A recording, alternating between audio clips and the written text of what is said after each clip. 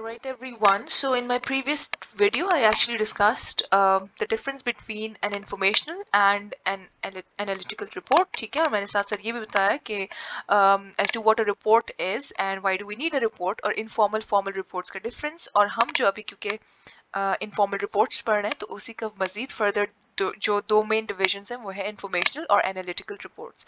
सो इसको प्लीज़ एक बार go through कीजिएगा ताकि आपको रिवाइज हो जाए कि इन्फॉर्मेशनल और एनालिटिकल में फ़र्क क्या है.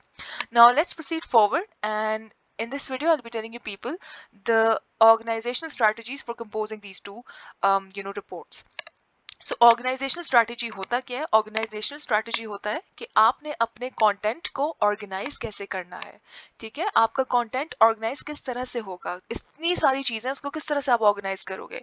अगर आपने परसुएसिव सेल्स लेटर लिखना है, ठीक है, आपने किसी के लिए नेगेटिव न्यूज का कोई मैसेज बनाना है, या फिर आपने पॉजिटिव रूटीन मैसेज में लेट्स सपोज अगर आपने रिक्वेस्ट फॉर इंफॉर्मेशन का कोई मैसेज बनाना है आपने, तो आपने अपने कंटेंट को कैसे ऑर्गेनाइज करना है, कौन सी स्ट्रैटेजी यूज करनी है, पहले इन्फॉर्मेशन कौन से पुट होगी, क्या पहले आपने फौरन से मैसेज अपना फौरन से एक आपने बैड न्यूज से स्टार्ट करना है, या फिर आपने थोड़े से बफर स्टेटमेंट्स यूज करना है, या पहले आपने कोई हुक या ग्रैबर आपने यूज करना है. सो ये जो कंटेंट को ऑर्गेनाइज करने का तरीका है इसे हम ऑर्गेनाइजेशनल स्ट्रैटेजीज में काउंट करते हैं. So when it comes to report writing there are basically two strategies. One is direct strategy and one is indirect strategy. सही है, जो अब हम रिपोर्ट बनाने की बात करते हैं तो उसमें हम दो तरह की स्ट्रैटेजीज यूज करते हैं. सो एक तो ये हमारे पास बहुत अच्छा तरीका है डायरेक्ट और इनडायरेक्ट स्ट्रैटेजी को समझने का. डायरेक्ट स्ट्रैटेजी हम अक्सर तब यूज करते हैं जब आपका रीडर जो है ऑलरेडी इन्फॉर्म्ड होता है. ठीक है, व्हेन द रीडर नोज कि इसमें कोई ऐसी बात है जो आप उसको ऑलरेडी पता है, सो आप डायरेक्ट स्ट्रैटेजी यूज करें. और जब आपको लगता है कि if the reader is eager to have results first, तो ये भी एक तरीका है. और इसमें कोई आपको मसला नहीं है. अक्सर जो है ऑर्गेनाइजेशंस जो है वो डायरेक्ट अप्रोच ही फॉलो करती है, प्रेफर करती हैं. लेकिन इनडायरेक्ट स्ट्रैटेजी रिपोर्ट राइटिंग में कब यूज होती है? जब आपने रीडर्स को परसुएट करना है और जब आपको दिमाग में थोड़ा सा, अगर आपके माइंड में ये आइडिया हो कि शायद मैं रिपोर्ट पढ़ के या फिर ये डेटा या फिर ये एनालिसिस पढ़ के शायद मेरा रीडर अग्रेसिव हो सकता है. So in that case, you usually follow indirect strategy. Lekin apart from these reasons, there's another way. There's another reason why we follow these strategies. और जैसे कि मैंने अभी आपको बताया कि कंटेंट ऑर्गेनाइज करना ही मेन मकसद है यहाँ पे. सो आपकी जो रिपोर्ट का कंटेंट है वो आप कैसे ऑर्गेनाइज कर सकते हो, ये वो इन दो टाइप्स के जरिए कर सकते हो या इन दो स्ट्रैटेजीज के जरिए कर सकते हो. सो एक तरीका है डायरेक्ट स्ट्रैटेजी का कि इंफॉर्मेशनल और एनालिटिकल रिपोर्ट में आपने कंटेंट ऑर्गेनाइज कैसे करना है, आपकी मेन हेडिंग्स कैसे बनेगी. ठीक है, अब मेन हेडिंग्स आपने कैसे बनानी है इंफॉर्मेशनल रिपोर्ट के लिए आपके सामने है.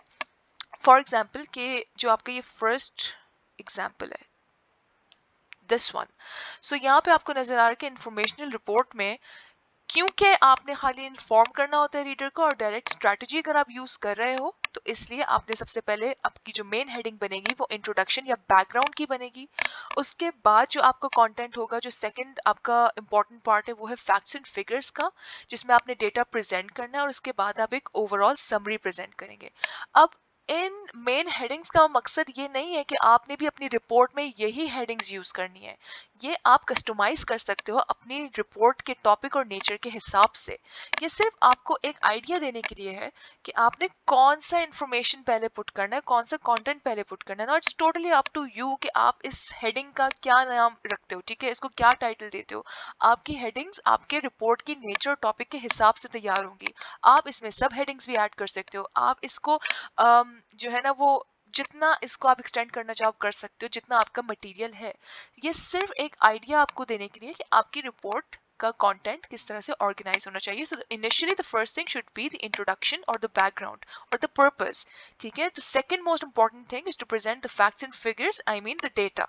ठीक है, and lastly you should present an overall summary. ये आपकी इंफॉर्मेशनल रिपोर्ट है. अब इंफॉर्मेशनल रिपोर्ट में क्या काउंट होता है? मैंने बताया था progress report, a conference report and minutes of the meeting. So ये तीन एग्जाम्पल्स हैं इंफॉर्मेशनल रिपोर्ट को बनाने, मतलब इंफॉर्मेशनल रिपोर्ट तैयार करने के लिए, और डायरेक्ट स्ट्रैटेजी इस तरह से आप कर सकते हैं. एनालिटिकल रिपोर्ट में ऑन द अदर हैंड क्योंकि ये डायरेक्ट स्ट्रैटेजी है, सो इंट्रोडक्शन, प्रॉब्लम, बैकग्राउंड पहले आपने बता दिया। उसके बाद क्योंकि अगेन ये डायरेक्ट स्ट्रैटेजी है, इसमें सबसे पहले रिजल्ट्स आ जाने चाहिए, तो आपने पहले ही अपने कंक्लूजन्स और रिकमेंडेशंस बतानी है। उसके बाद आप फैक्ट्स एंड फिगर्स बताएंगे और उसके बाद आप एनालिसिस प्रेजेंट करेंगे। ठीक है, ये थोड़ा सा ऑपोजिट आपने करना है काम। ठीक है, ये थोड़ा सा रिवर्स ऑर्डर में है, लेकिन this is how you compose and an analytical report with direct strategy.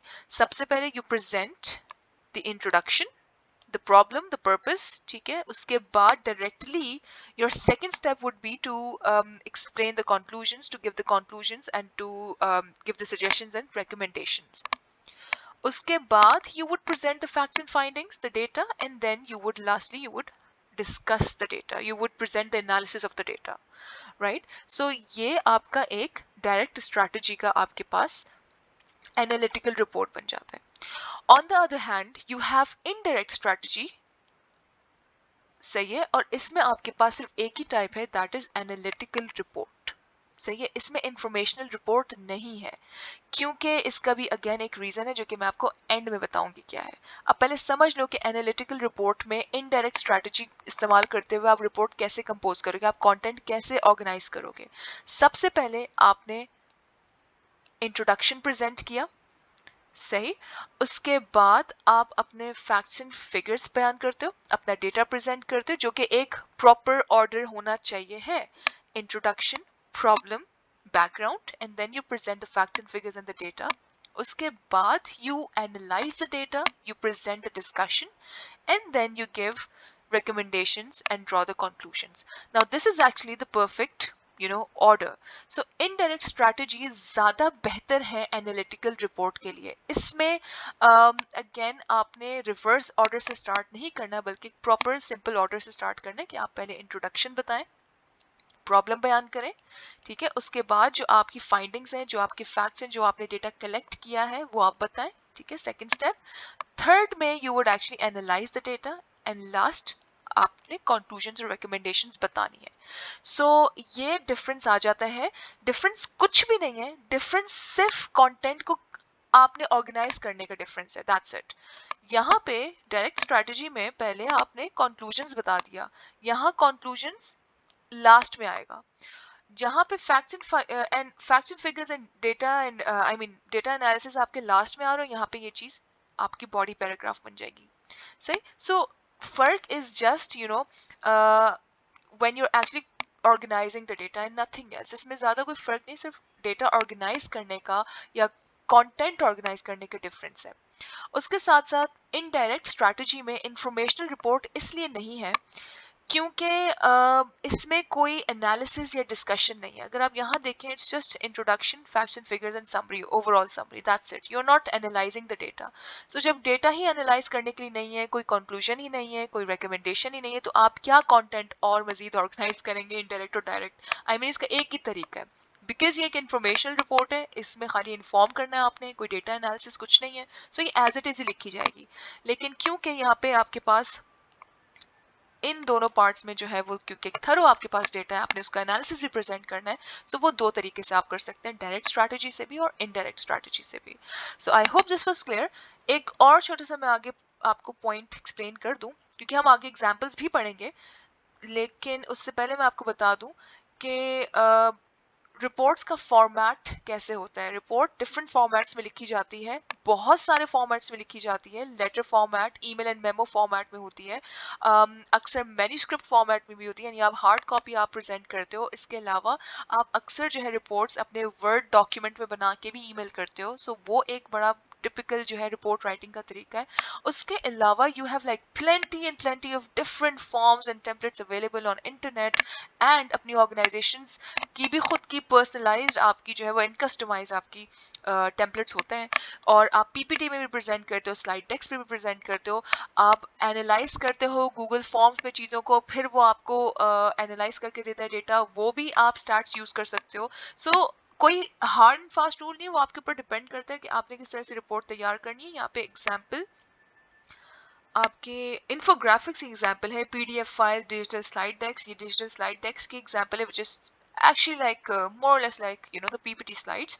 So ये डिपेंड करता है कि आपने किस तरह से रिपोर्ट बनानी है. डायनामिक रिपोर्ट्स भी होती हैं, लोग वर्डप्रेस पे भी बनाते हैं, लोग जो है ना डिजिटल रिपोर्ट्स की डिफरेंट टाइप्स आ गई हैं. उसके अलावा रेडीमेड टेम्पलेट्स भी अवेलेबल हैं. ठीक है, सो टेम्पलेट बेस्ड रिपोर्ट्स भी होती हैं जो कि और काम आसान कर देता है. इसके अलावा आप अगर कभी वर्ड डॉक्यूमेंट को एक्सप्लोर करें या फिर आप गूगल डॉक्स को एक्सप्लोर करें तो उस पर भी आपको डिफरेंट टेम्पलेट्स तैयार शुदा मिल जाते हैं अपनी रिपोर्ट तैयार करने के लिए. सो there is no right and wrong way of composing a report. You can do whatever you want to and you can choose any template that you want. ये सिर्फ डिपेंड करता है कि आपने आपकी रिपोर्ट किस नेचर की है. ठीक है जी. So I hope this was clear and I hope this was helpful. बाकी जो है टाइप्स हैं different, progress, conference report, feasibility and justification reports, वो सारी चीज़ें हम डिफरेंट वीडियोज़ में कवर करेंगे. So thank you very much.